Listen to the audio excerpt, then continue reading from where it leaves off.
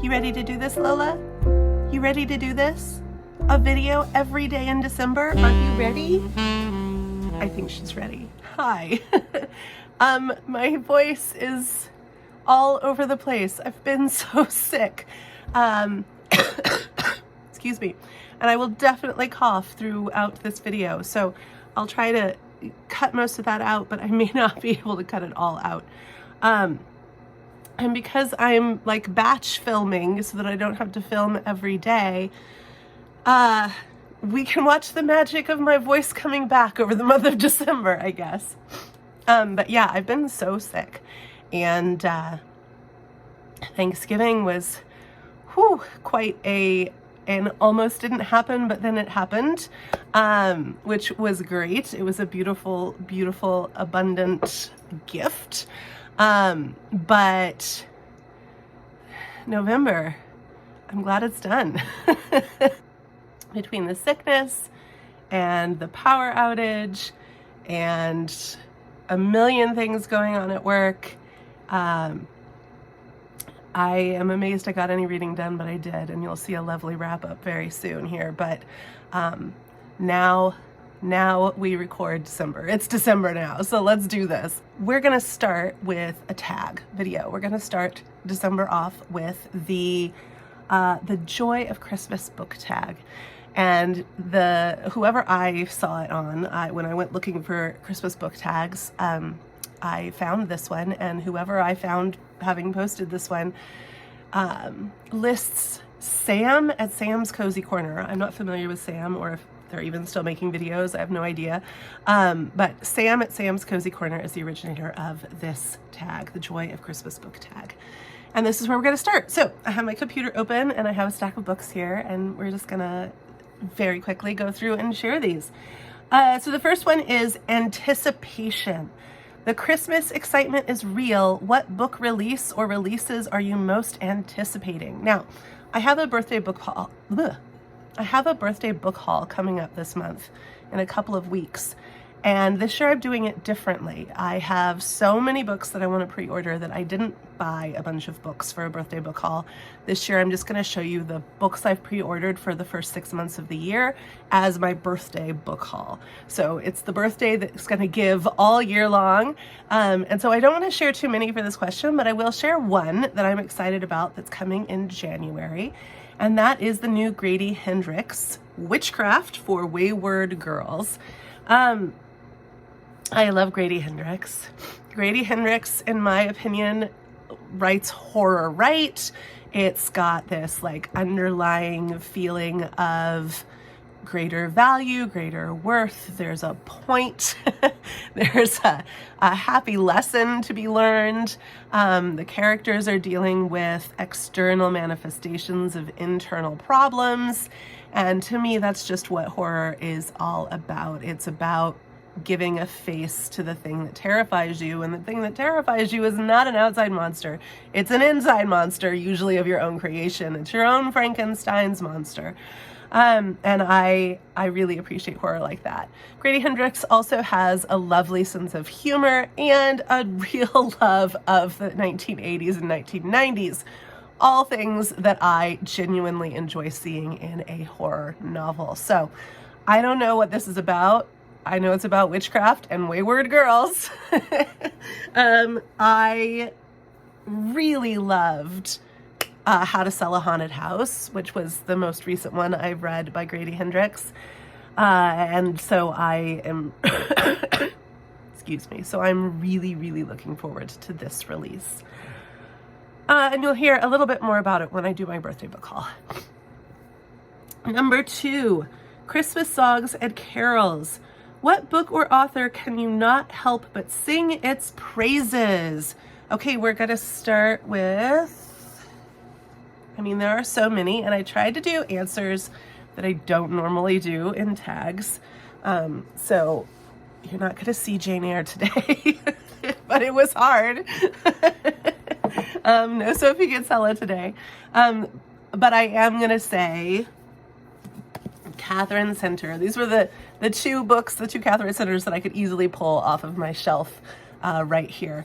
So Catherine Center is definitely an author that I really love and really enjoy reading everything by. She writes romance novels with strong protagonists, female protagonists, that grow and change in profound ways throughout the course of their story. And I really appreciate her sense of humor. I really appreciate the way she writes a scene. In this one, The Rom-Commers, which is about two screenwriters, she has, the end scene feels so much like a movie. Like, it feels so cinematic. She's just really got a great way of telling a story. And if you want a love story that is gonna make your, give you butterflies, but is also going to challenge you and present you with some tough situations that the character will work through in healthy and positive ways, then I think that you might really enjoy Catherine Center. For those of you who are concerned about open versus closed door, her books are pretty closed door, kind of fade to black sort of stories, but the most recent one had a little bit more than that in it, which you may or may not be comfortable with. I would not call them like wide open door or anything. I think the story is definitely worth it. If that is something you want to read around, I still encourage you to pick it up. And if that doesn't bother you at all, I think you're gonna love it. Love it, you'll love it. Okay. Gingerbread Houses, number 3, Gingerbread Houses.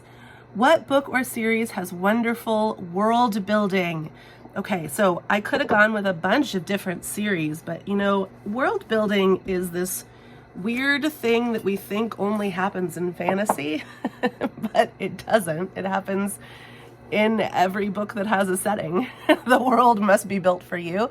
You must work with the author to create a vision in your head of where they are in time and space, where the characters are in time and space. And so you're going to find world building in everything. I think that Little Women has amazing world building. I think that the Shadowhunter novels have amazing world building. I think that historical fiction like The Benevolent Society of Ill-Mannered Ladies has amazing world building. I could have gone a lot of different ways, but I went with Shark Heart. Shark Heart, the world building in Shark Heart impresses me so much. This is some speculative fiction. Like, it's dealing with telling a story that is very uncommon, set in a world that is our world, but is not our world. It's an alternate type of our world. And I think that might be the hardest world to build, is a world that is like ours, but not ours. Because we have a lot of expectations and our brain fills in a lot of information automatically, and then we have to like reverse and go, oh wait, actually this is what it's like. And that means that the author has to anticipate what the majority of the world is going to assume and rewrite it for you. And I just think that that takes so much skill and practice. And for this to be a debut novel, and for her to have built a world that is like ours, but which has this one major catastrophizing difference, and to write that difference in a way that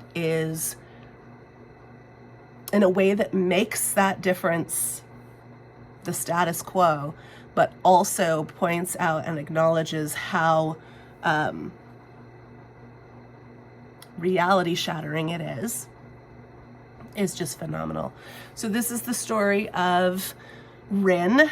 It says a lot that I can remember that character's first name. I never remember characters' names. But this is about Rin and her romance, but it is about Rin learning who Rin is and how to love despite the fact that love, just like a wild animal, tears you apart. How to be vulnerable in the face of pretty much promised destruction. So every relationship, there's this possibility that things are not what they seem, and there's no way to tell ahead of time whether or not you can safely be vulnerable with the people in your life. In this instance, it's because there's a genetic mutation which causes them to turn into other kinds of animals, Komodo dragons, sharks, birds, snakes, and you don't know whether or not your mother or your brother or your husband or your wife is going to mutate at some point, and they truly turn into these animals and have the instinct of these animals. And at the same time, they retain some part of the person that you loved within them.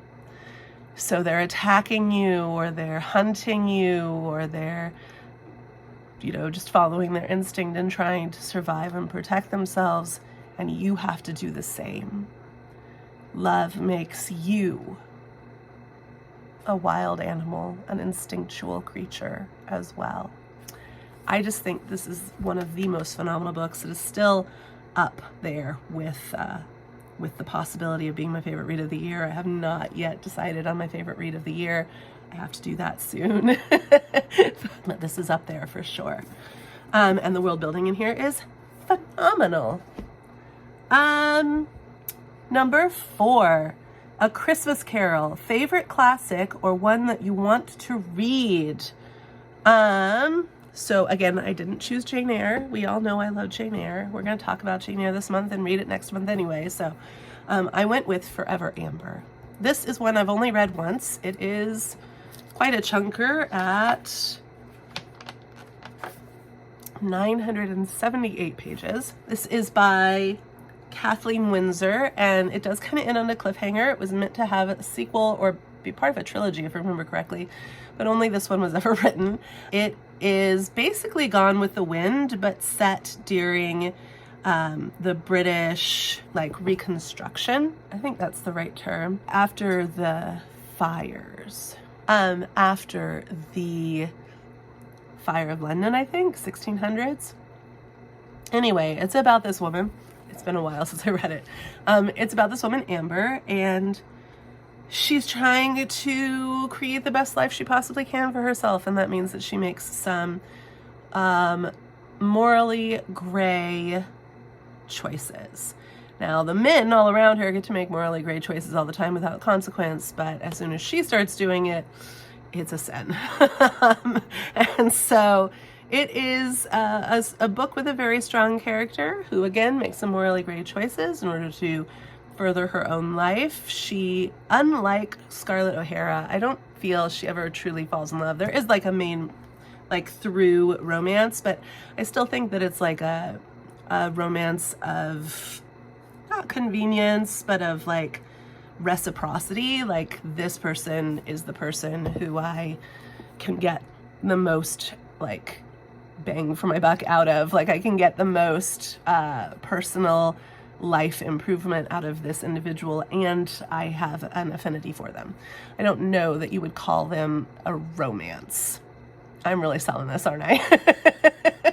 It's a great book. This was sent overseas to soldiers. Bunches of books were sent overseas to soldiers during World War II, and this was one of the most requested. I know that when I first posted my, because I read this for Bean's Big Book Bash, the first year I did Bean's Big Book Bash, back when I was called Chicky Bean Loves Books, I did Bean's Big Book Bash, where I had all these big books on my shelf that I wanted to get through, so I read Count of Monte Cristo and this one and others. And I did a review video of it and talk about how these soldiers, this was one of the most requested books, and I talk about how the reason that I think it was the most requested was because she's basically living in a time of war, and in a time of war she has to make decisions which are best for her as well as the greater good but she has to put herself first, like put your own mask on first before trying to save others. And in a time of war, you have to do the same thing, and you also have to kind of release yourself from this feeling of, but that's wrong. Like the lines between right and wrong, between moral and immoral, they have to be blurred in order for your brain to kind of process the things that you have to do. I've never been in war. I don't ever want to be in war. But I have read a lot of books about people who have been in war, by people who have been in war, and you have to be able to separate a peacetime sense of right and wrong from a wartime sense of right and wrong. And that's what she's doing. And I really believe that soldiers could read this and feel released from some of the chaos that was going on inside of them as they were asked to participate in things that they were told were for the good of all, the moral cause. You know, God's always on your side when you're in the war. And how Amber's choices kind of could help them release themselves from the guilt of that. And I received so much feedback on that video about how, no, it's just because of the spicy scenes. Well, the spicy scenes aren't all that spicy in this book, believe you me. And I really don't think that that is what did it. And I think y'all need to get your head out of the gutter. The collective, y'all.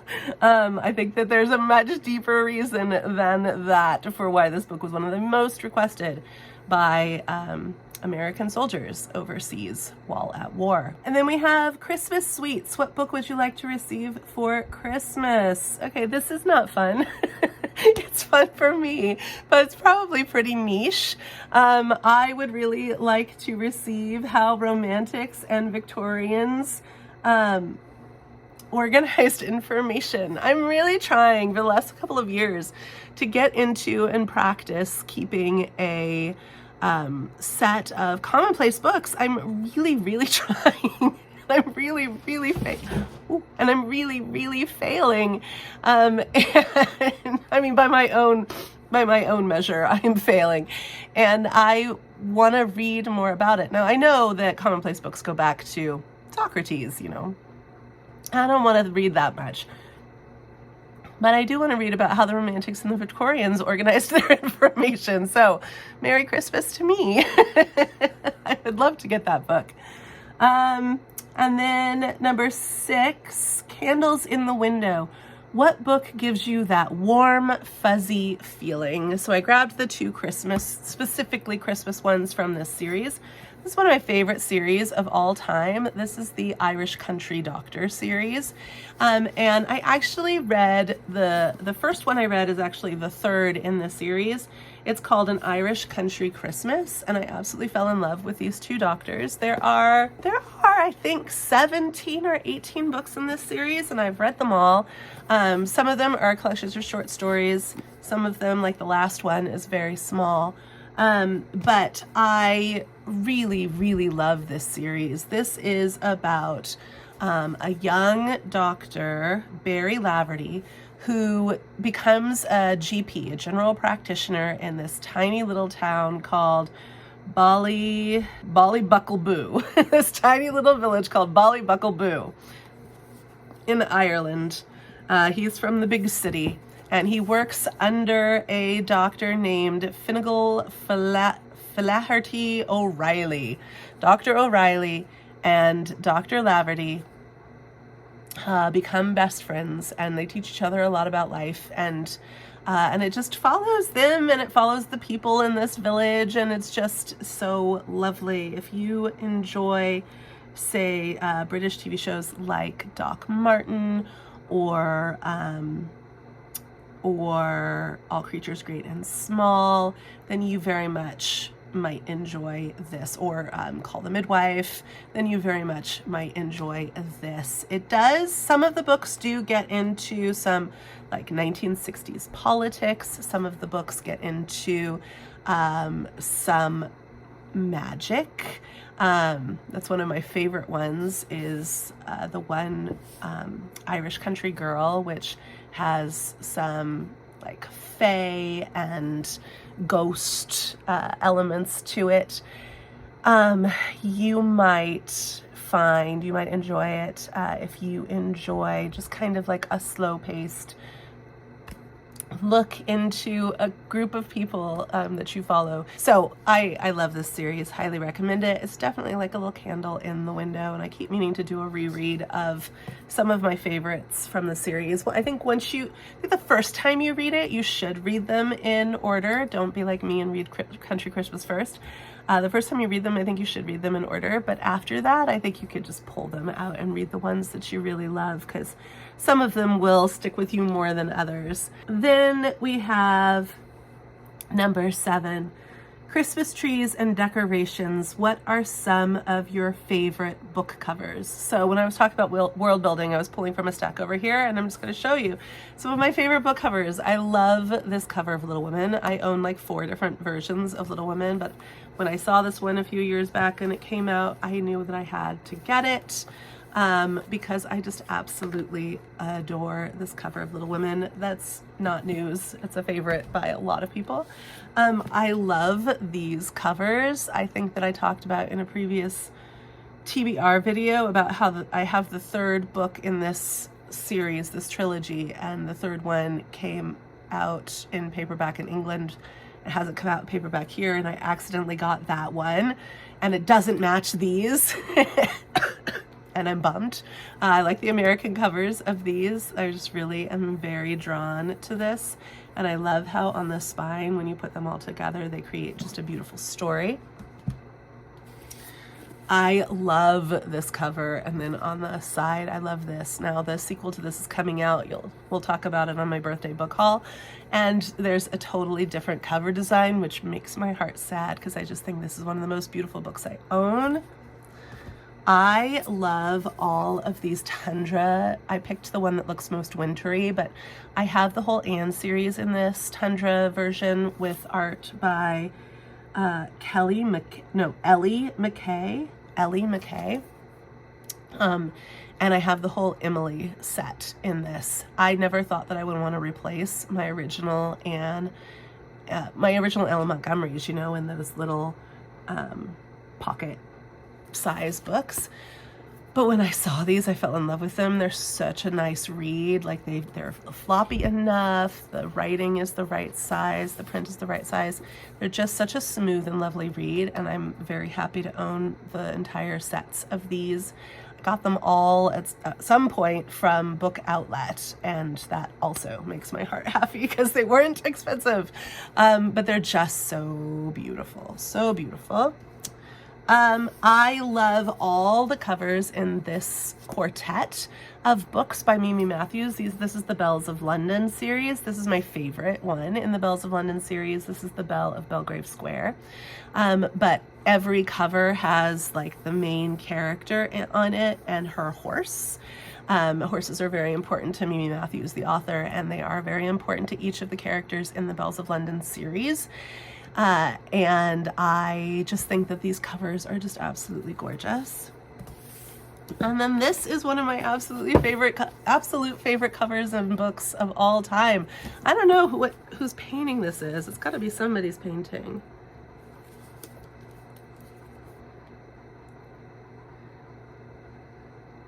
Yeah, it's called Sea of Mud from 1894 by Edward Savage. I love that. So my favorite cover has a painting on it called Sea of Mud. And this is nonfiction. This is Mrs. Adams in Winter, A Journey in the Last Days of Napoleon. This is quite the biography if you want to read a really wonderful biography. This is about our First Lady, Mrs. Adams. This is about our First Lady, Louisa Catherine Adams. She is the wife of John Quincy Adams, and she was in Russia, and it's how in 1815 she, all by herself, like with her own, she can't get in touch with anybody to help her, has to get her children, her and like her lady's maid, safely across war-torn Europe to England so that they can get back to John Quincy Adams, and they can get back to the States. And how she herself travels through war, keeping herself and her children and her retinue safe through her own cunning, with no money, with nothing to like keep her physically safe. She fights the good fight and gets them to safety. And it is a harrowing, fascinating, encouraging, uplifting story. I just absolutely loved this. This is, again, Mrs. Adams in Winter, A Journey in the Last Days of Napoleon by Michael O'Brien. And I'm talking about it because I love the cover. All right, that is it for the first post of the month. May the games begin. Let's go read.